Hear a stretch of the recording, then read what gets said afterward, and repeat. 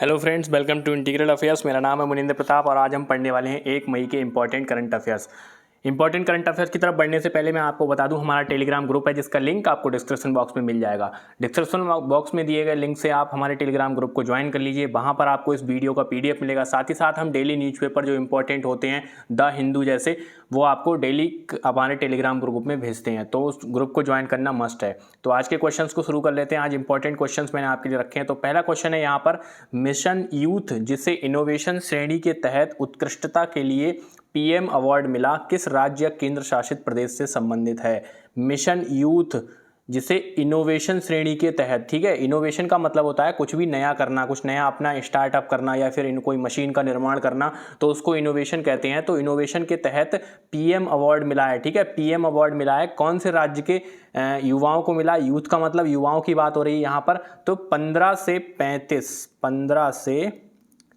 35 वर्ष के व्यक्तियों की बात हो रही है यहाँ पर, जो कि युवाओं में काउंट किए जा रहे हैं, 15 से 35 वर्ष के, और ये हैं जम्मू और कश्मीर के, ठीक है। जम्मू और कश्मीर को बढ़ावा देने के लिए, वहाँ के युवाओं को बढ़ावा देने के लिए यहाँ पर शुरुआत करी गई है और इनोवेशन श्रेणी के तहत जम्मू और कश्मीर के यहाँ पर अवार्ड मिला है, जम्मू और कश्मीर राज्य को, ठीक है। इंपॉर्टेंट चीज़ है, याद रखना है, जम्मू एंड कश्मीर से रिलेटेड है। उसके बाद अगला क्वेश्चन है हमारा। अगला क्वेश्चन है, विश्व पृथ्वी दिवस 2023 की थीम क्या है? देखिए, पृथ्वी दिवस थोड़ा पहले हो चुका है, लेकिन मैंने इसको इसलिए इंक्लूड किया इस क्वेश्चन को क्योंकि ये ज़्यादा इंपॉर्टेंट होने वाला है क्वेश्चन, क्योंकि हमारे पर्यावरण की दृष्टि से, और पृथ्वी दिवस तो है ही है। तो यहाँ पर हमारी विश्व पृथ्वी दिवस 2023 की थीम क्या है? इन्वेस्ट इन आवर प्लेनेट, हमारे ग्रह में निवेश करें, ठीक है। तो हमें अपने ग्रह को बचाने के लिए, अपने घर को बचाने के लिए एक हिसाब से इसमें इन्वेस्ट करना है और इसके लिए इसको और ज़्यादा बेहतर बनाना है। तो विश्व पृथ्वी दिवस 22 अप्रैल को मनाया जाता है, ये तो हमें पता ही है। बाकी आप अगर यहाँ पर बताएं कि 22 मार्च को क्या मनाया जाता है, तो 22 मार्च को मनाया जाता है विश्व जल दिवस, ठीक है। तो इन पे कंफ्यूज नहीं होना है, मार्च का मतलब जल दिवस, अप्रैल का मतलब पृथ्वी दिवस। तो 22 मार्च जल दिवस, 22 अप्रैल पृथ्वी दिवस, इन दोनों चीज़ों में कंफ्यूज नहीं होना है। और 22 अप्रैल को यहाँ पर ये शुरुआत हुई थी 1970 में। 1970 में इसकी शुरुआत हुई थी विश्व पृथ्वी दिवस मनाने की, तो ये चीज़ें याद रखनी है आपको। उसके बाद अगला क्वेश्चन है हमारा।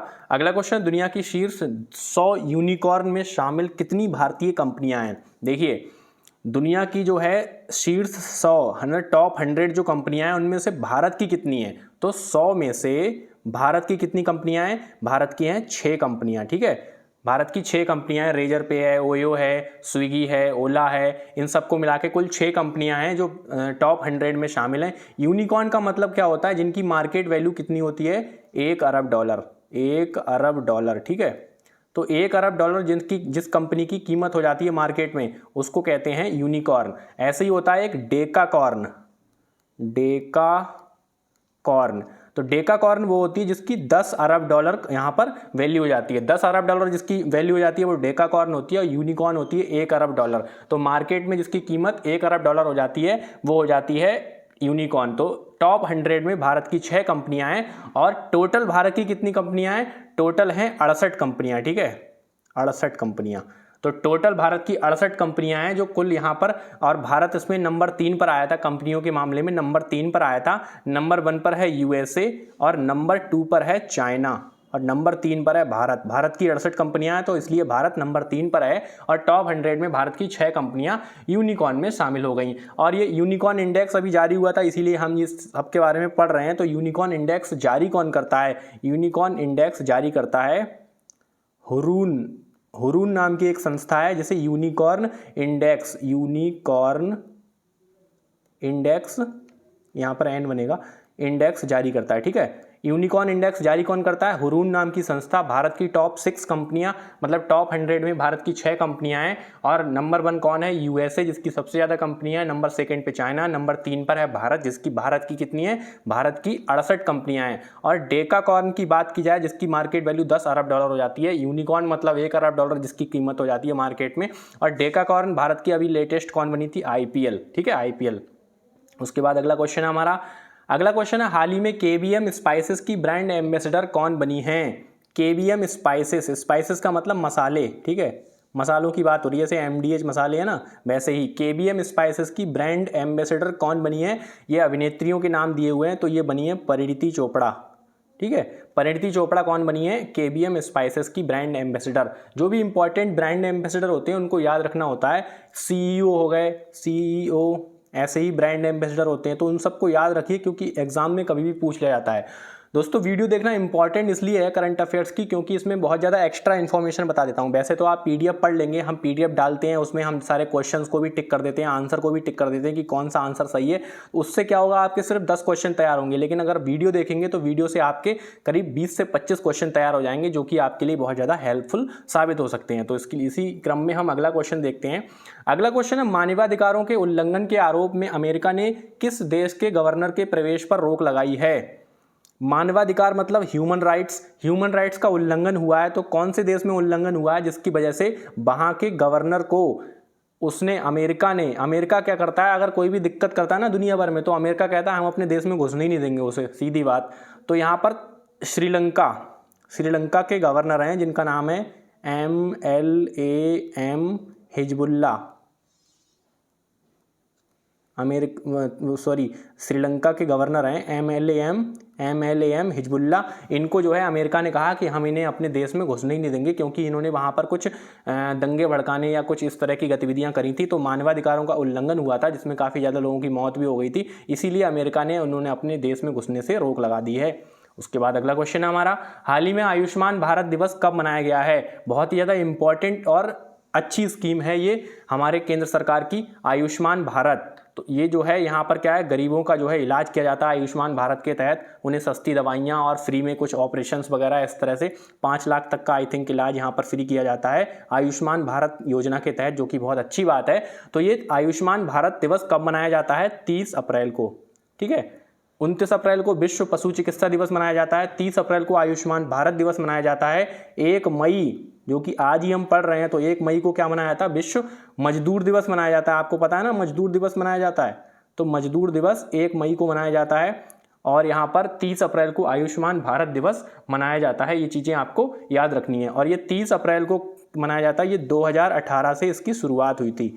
आयुष्मान भारत की कब से शुरुआत हुई थी? 2018 से। उसके बाद अगला क्वेश्चन है हमारा, हाल ही में किस आईआईटी ने साइबर सुरक्षा कौशल कार्यक्रम का शुभारंभ किया है? साइबर सुरक्षा आपको पता ही है, ऑनलाइन इस समय कितनी धोखाधड़ी होती रहती है। किसी के पैसे चोरी हो गए, किसी के OTP मांग के पैसे चोरी हो गए, तो एक आईआईटी ने क्या है, एक कार्यक्रम शुरू किया है, आईआईटी कानपुर ने, ठीक है।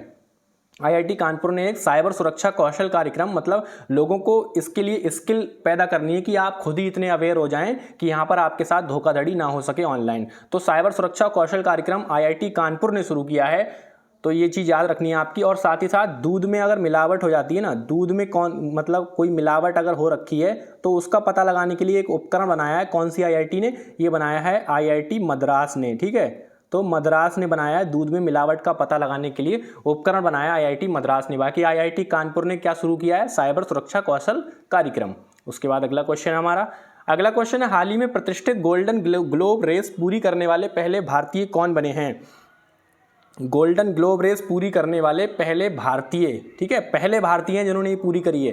पहले भारतीय होते हैं, इनको आपको याद रखना होता है, जो भी पहला या आखिरी या फिर 100वां, 1000वां, 10वां, इन चीज़ों को आपको याद रखना है अच्छे से। तो पहले भारतीय कौन बने हैं? गोल्डन ग्लोब रेस पूरी करने वाले अभिलाष टॉमी, ठीक है, नाम थोड़ा इनका अभिलाष टॉमी है, तो ये चीज़ आपको याद रखनी। गोल्डन ग्लोब रेस पूरी करने वाले ये कौन है? ये हैं रिटायर्ड नेवी ऑफिसर हैं, ठीक है, नौसेना अधिकारी, रिटायर्ड नौसेना अधिकारी हैं ये अभिलाष टॉमी जी, और इन्होंने गोल्डन ग्लोब रेस पूरी करने वाले पहले भारतीय बन गए हैं। उसके बाद अगला क्वेश्चन है हमारा, हाल ही में नेशनल मेडिकल डिवाइस पॉलिसी के तहत कितने मेडिकल डिवाइस पार्क की स्थापना की जाएगी? नेशनल मेडिकल डिवाइस पॉलिसी जिसको मंजूरी मिल गई है और उसके तहत मेडिकल डिवाइस पार्क की स्थापना की जाएगी, ये करी जाएगी 4 मेडिकल डिवाइस पार्क। कहाँ कहाँ बनेंगे? हिमाचल प्रदेश, मध्य प्रदेश, तमिलनाडु और उत्तर प्रदेश, ठीक है। इन 4 राज्यों में मेडिकल डिवाइस पार्क बनेंगे। शुरुआत में हिमाचल प्रदेश, मध्य प्रदेश, तमिलनाडु और उत्तर प्रदेश में बनेंगे 4 मेडिकल डिवाइस पार्क। उसके बाद अगला क्वेश्चन है हमारा, अगला क्वेश्चन है यहाँ पर और लास्ट क्वेश्चन है, हाल ही में किस राज्य को स्वच्छता के लिए हुडको पुरस्कार मिला है? हुडको का मतलब है housing and urban development corporation, housing and urban development corporation, ठीक है, हुडको ये इसकी फुल फॉर्म है। और बाकी स्वच्छता के लिए हुडको पुरस्कार मिला है, स्वच्छता के लिए। तो स्वच्छता में हमें पता है मध्य प्रदेश में बहुत अच्छी स्वच्छता रहती है, वहाँ का इंदौर शहर जो है बहुत स्वच्छ रहता है, वहाँ को पुरस्कार भी मिल चुका है कई बार। तो ऐसे ही इन 4 राज्यों में, इन 3 राज्यों में किसे मिला है? ये मिला है उत्तर प्रदेश को। ठीक है, उत्तर प्रदेश को हुडको पुरस्कार मिला है स्वच्छता के मामले में। ये चीज़ याद रखनी है। उत्तर प्रदेश के मुख्यमंत्री कौन है? योगी आदित्यनाथ। यहाँ के राज्यपाल कौन है? आनंदीबेन पटेल, आनंदीबेन पटेल।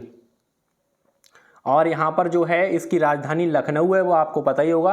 और हुडको की फुल फॉर्म है housing and urban development corporation. ठीक है, तो ये कुछ टॉप 10 क्वेश्चन थे। अच्छा, ये एक क्वेश्चन और आपको बताना है कि अभी क्या है, एफएम के बारे में सबने सुना होगा। आप ज़्यादा कोई एफएम सुनता नहीं है, लेकिन एफएम की कनेक्टिविटी बढ़ाने के लिए अभी मोदी जी ने 1-2 दिन पहले मन की बात करी थी। तो उस मन की बात में उन्होंने क्या है, 91 नए ट्रांसमीटर लॉन्च किए हैं। ठीक है, उनका उद्घाटन किया, 91 नए ट्रांसमीटर का उद्घाटन किया एफएम की कनेक्टिविटी को बढ़ाने के लिए। ठीक है, तो कनेक्टिविटी को बढ़ाने के लिए प्रधानमंत्री नरेंद्र मोदी जी ने 91, ठीक है, कितने ट्रांसमीटर नए बनाए हैं? 91 नए ट्रांसमीटर, एफएम ट्रांसमीटर्स का उद्घाटन किया है। ये चीज़ भी आपको साथ ही साथ याद कर लीजिए। तो यही थे कुछ आज के टॉप 10 क्वेश्चन। इस वीडियो का PDF आपको टेलीग्राम ग्रुप में मिल जाएगा, आप उसको ज्वाइन कर लीजिए, डिस्क्रिप्शन में लिंक दिया गया है। तो आज के इस वीडियो में इतना ही रखते हैं। Thank you.